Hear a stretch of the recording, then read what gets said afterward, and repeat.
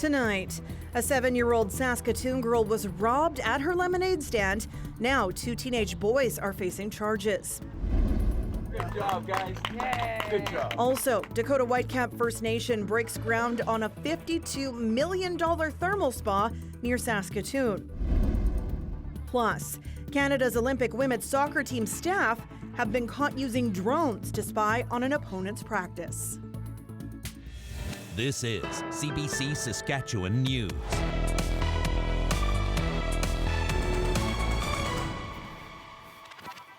It is Wednesday, July 24th, and the CBC Saskatchewan News starts right now. Good evening and thank you for watching. 2 teens in Saskatoon are accused of robbing a lemonade stand. It happened Monday in the Westview neighborhood. Jade Flota says it was scary for her 7-year-old daughter, but it all worked out. Dan Zakreski brings us the story. Jade Flota says she knew something was wrong when she spotted the teen helping himself to her daughter's lemonade. Now, she says no one touches Maddie's lemonade when she's working. Maddie likes to serve the lemonade. She's very professional, little businesswoman. Maddie is 7 and she's been selling lemonade here on the block all summer. Now, Jade says she was on the phone with her husband when she looked out and saw the teens across the street. But one of them was at the stand drinking lemonade after lemonade, crushing the cups and tossing the empties at Maddie. There is 5 other teenage boys across the street and they're drinking and doing things that weren't good. They were being intimidating. So I grabbed my children and I came in the house. Jade called police and the teens took off with candy and cash from the stand. She says Maddie was upset enough that she was throwing up. Police spotted the teens near Confed Mall. The police actually ended up coming back to our house and letting them know that they had arrested the guys, and they spoke with her themselves and said that, don't worry, like, we got the bad guys, and she actually calmed down quite a bit after that, so that was nice. As for today, well, it's back to selling lemonade. Dan Zakreski, CBC News, Saskatoon. After several violent and aggressive incidents on Saskatoon Transit, people who work there are appealing to the public to see them as human beings. Assaults, stabbings, and other serious incidents have taken place on Saskatoon buses in recent months. So the transit service rolled out a frontline employee and customer safety plan with the help of Saskatoon Police and Fire. Part of that plan is a new series of videos produced by Saskatoon Transit and the union. They feature bus drivers, supervisors, and customer service staff sharing stories. The hope is they'll be recognized as people deserving of empathy and respect, just doing their jobs. What I enjoy is seeing the difference that I'm able to make with getting people to where they need to go. A bad day for me, and I think a lot of my coworkers agree, is when we pull up to the stop and someone gets on and they don't acknowledge that we're there and they walk past without saying anything or paying. The best day at work would be coming to work and coming home safely. A bad day is when you get trouble on the bus, fired in, and you have to call the police. It's scary out there for everybody. You know, right across transit here, across transit everywhere. I think if we can all sort of work together, then we can make it better and safer. Since the beginning of May, security patrols have increased at some Saskatoon bus terminals, as have supervisor ride-alongs with operators to have an increased uniform presence on buses and in facilities. Also, all buses have a protective operator barrier and CCTV cameras with visible signage to inform passengers their actions are being recorded. Saskatchewan is pausing its COVID-19 booster program for the general public until the fall. The Ministry of Health says that's when a booster, updated booster that is expected to be available. Adam Hunter explains. If you're looking to walk into your local pharmacy and receive a COVID-19 booster shot, you'll have to wait. The government suspended its booster program at the start of this month. However, children and adults who are immunocompromised can still receive the shot. The updated shot made available last fall is not as effective against current variants. Less than 20% of all eligible Saskatchewanians actually received the most recent booster. An updated vaccine is expected to be released this fall. There will be an updated vaccine coming in the fall. The current strains that are going around that are causing infection are not well covered by the last updated vaccine because they've mutated in the meantime.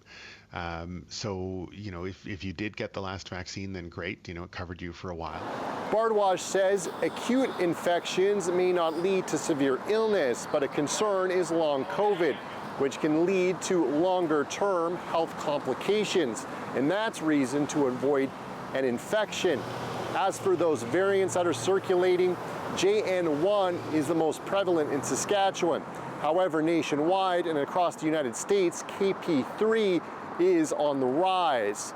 And the most recent COVID wastewater data shows medium to high levels in Meadow Lake, Saskatoon, Yorkton, and Melville. Adam Hunter, CBC News, Regina. WestJet has announced it's increasing its flight frequency in Saskatchewan this winter, and that means more access to sunny international destinations and more domestic flights to places like Toronto and Vancouver. On the streets of Saskatoon, though, some cautious excitement. But a couple years of flight cancellations and delays has left a bitter taste for some travelers. I think it's definitely positive for our city, be able to continue to restart the tourism industry. Personally, I've had some pretty good flights lately, and I have yet to really complain about WestJet, so I'm thankful for that. With all the different cancellations over the past couple of winters, I've been forced to drive outrageous distances in awful weather because, well, they just cancel it, absolutely no warning. And then they wouldn't give me any compensation for the way that they treated me, so I don't know. Maybe this will be better because there'll be more service, but at the same time, I don't know if it'll change too much how I do things. I like flying to different locations, so I think having more opportunities is great. I think it's kind of tricky with the flight schedules in Saskatoon because you have to do connecting flights, so the more the merrier, I'd say. So I feel like we are very disconnected. The only flight that now we have that we can call international is up to Minneapolis. We, as you can see, I'm a new Canadian. We often fly a lot, going back home and all that. So that frustrates me. The WestJet announcement is part of a bigger expansion of domestic service in Canadian cities. For the first time, Regina will have daily service to Vancouver all winter. So will Saskatoon. Daily flights to Toronto will also return for both Regina and Saskatoon, along with 10 weekly flights to Edmonton from Regina and 9 weekly flights for Saskatoon. A Saskatchewan First Nation is building a $52 million thermal spa near Saskatoon. They plan to incorporate Dakota culture into its design and construction. Jason Warwick has the details. Yay. Good job. This space outside Saskatoon will soon be home to an indoor and outdoor spa. It will be called the Dakota Dunes Thermal Spa, and it belongs to Whitecap Dakota First Nation. Officials from the federal government joined them and others at a groundbreaking on Monday. The spa and grounds will be fully accessible and gender inclusive, and the design will mirror the shape of the Big Dipper constellation. Dakota people believe the stars symbolize the 7 council fires of their people. Architects met with elders and others to incorporate these ideas. The Dakota Dunes Thermal Spa uses transport guests to another world, physically and spiritually, through techniques that respect the earth. The spa will complement the hotel, casino, and golf course on site. Whitecap Chief Darcy Bear says his ancestors were forced to ask permission from the Indian agent if they wanted to sell their livestock or even leave the reserve. Now, First Nations are taking their rightful place in the nation's economy. If you look at nation building around the world, every nation has an economy. And we as First Nations should not be denied that access to an economy. And that's one of the things we've been pushing for. The spa is being financed by Whitecap itself, but also through a bank loan and $15 million from the federal government. Indigenous Services Minister Patty Haidu says Whitecap is a dynamic community, both economically and culturally. She's happy the federal government is partnering on the project. This isn't just what the government of Canada ought to do or should do. It's actually the most important job that we have as a country, to make sure that communities, Indigenous people, First Nations have every tool they need to recover and to thrive. Officials say the Dakota Dunes Thermal Spa is expected to be built here, adjacent to the resort and casino and nearby the golf course. It's expected to open in 2026. Now, Minister Haidu, Chief Bear, and others say that reconciliation is part of the reason that they're doing this, but economic development must also be a central part of their efforts. Jason Warwick, CBC News, Whitecap, Dakota First Nation. 7 trees in downtown Regina are being cut down, infected with Dutch elm disease, but they aren't the first this season. Regina has more than 70,000 elm trees, and work crews have already brought down 36 trees this summer season. The city says that is a record number. The city's manager of open spaces says the higher number could be attributed to warmer temperatures. We really value our trees in the city. If you go into the archives area and you start to look at the photographs of this city was founded on treeless prairie. And so obviously every tree here has been hand planted through. And so this community has more than 500,000 trees in the city. 1 tree in 3 is an elm, and so losing a lot of elms to Dutch elm disease is concerning. The elm bark beetle causes the disease, and it can pass it from one tree to another. Irick says that's the reason the city is actively monitoring trees. He says it's virtually impossible to prevent the beetle from infecting the trees. Well, some good news on a hot day. Wascana Outdoor Pool in Regina is completely back open today. The facility was fully, then partially closed because of some unforeseen mechanical issues. It does look like things are back up and running, which is good news for those looking for ways to beat the heat. As for what is going on with this weather, Ethan will have your forecast after the break. Stay with us.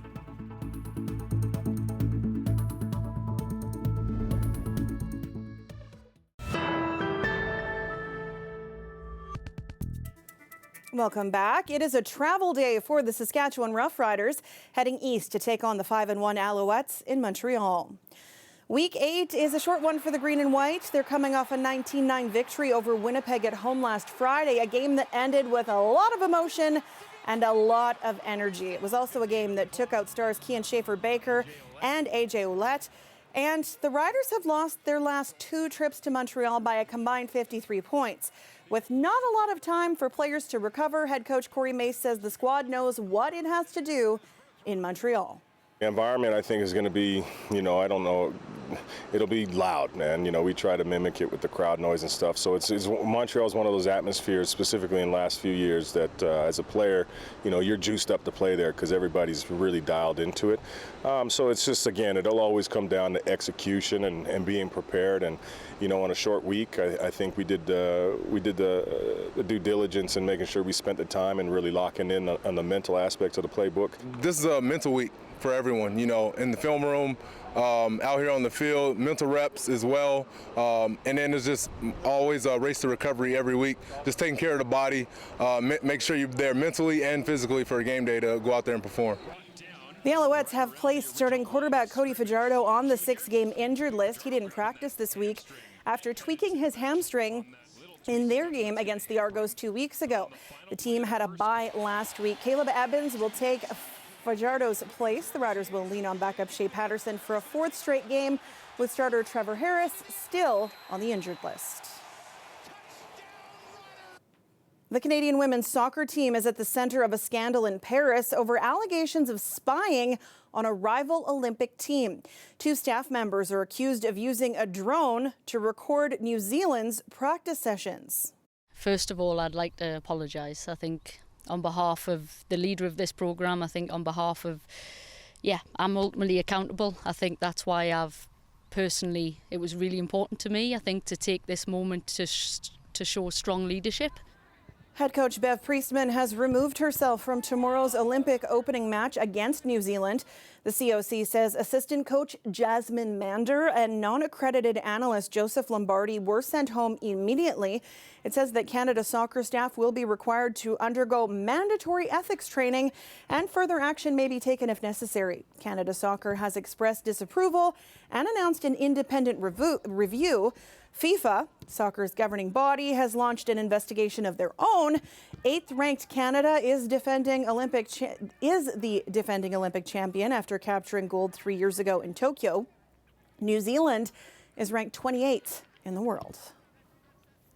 The weather update is brought to you by Capital GMC Buick Cadillac, proud partner of the Saskatchewan Roughriders.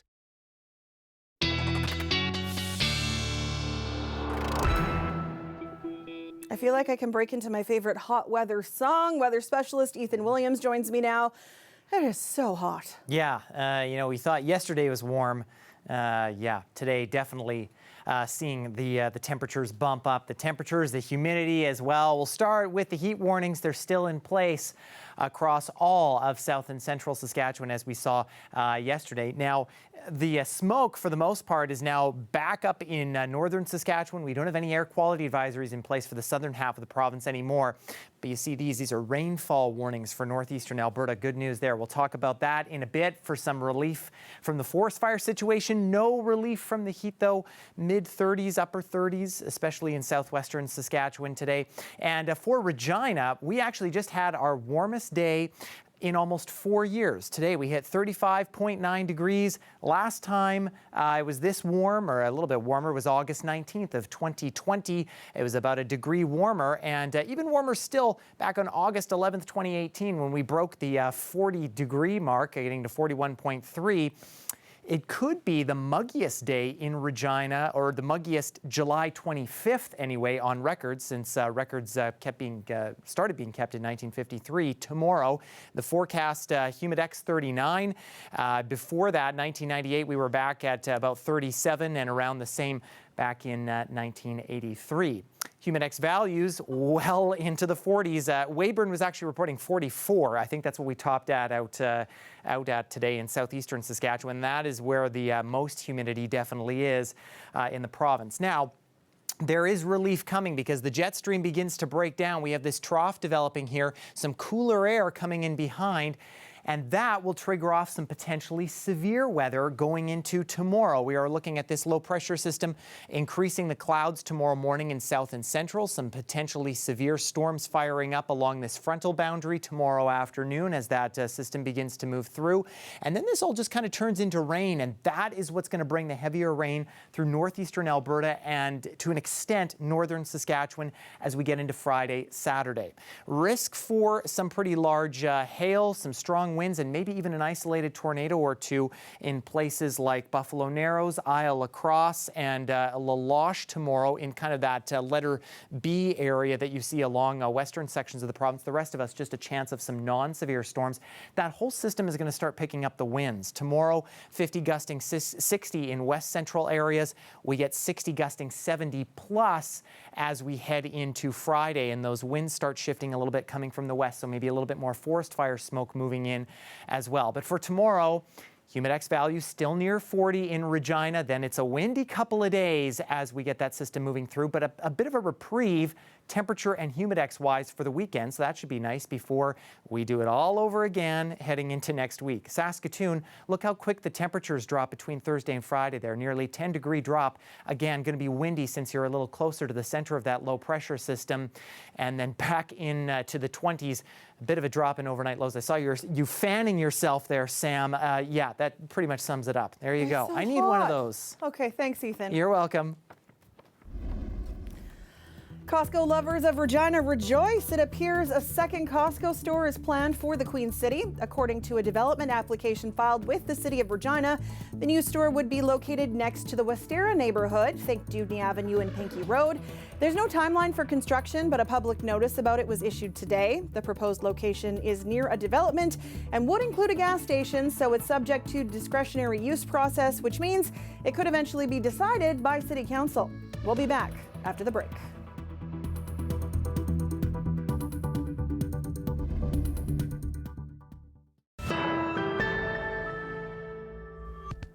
Two major wildfires burning in Jasper National Park continue to threaten the town of Jasper. High wind and dry conditions persist, and officials expect the fires will grow. The town and the park remain off limits. More than 10,000 people have been forced to leave. Most have gone to British Columbia. Kyle Bax is in Kamloops with the latest. Some evacuees from Jasper staying at campgrounds and RV parks throughout this area. They either plan to stay a while to wait out the situation or make a quick stop before heading towards southern Alberta. you know what, you figure it out. And like other people have said, it's like a big adventure, you know. Nobody's hurt, and I haven't heard of anybody getting hurt. A pair of wildfires continue to threaten Jasper, both out of control from the north and south, as close as 5 kilometers from the town site. All high priority trails and campgrounds have been swept. 245 people have been picked up or contacted in our backcountry trails.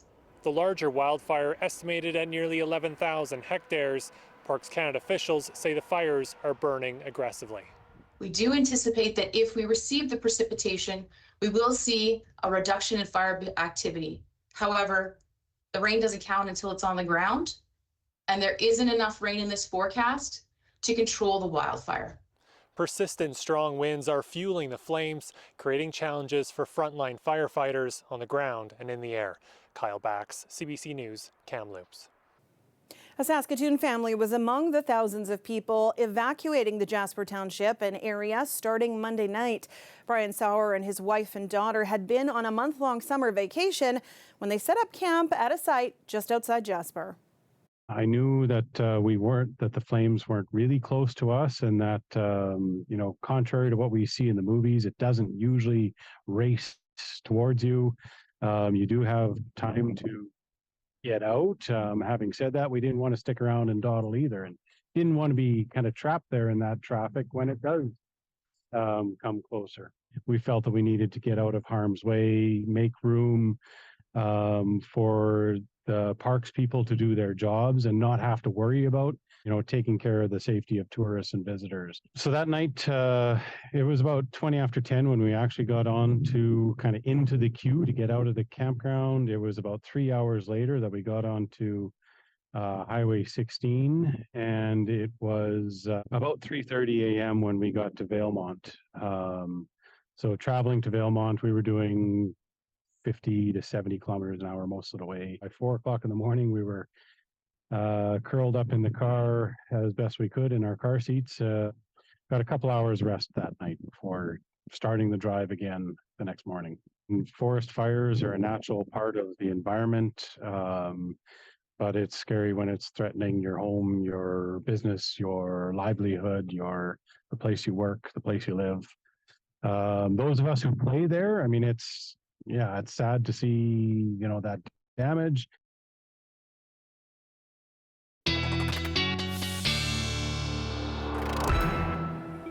And Ethan's back with one last look at your weather. Yeah, and unfortunately, these conditions not conducive for the forest fire situation. We're in for another warm one tomorrow in Regina. It's going to be a warm night, too.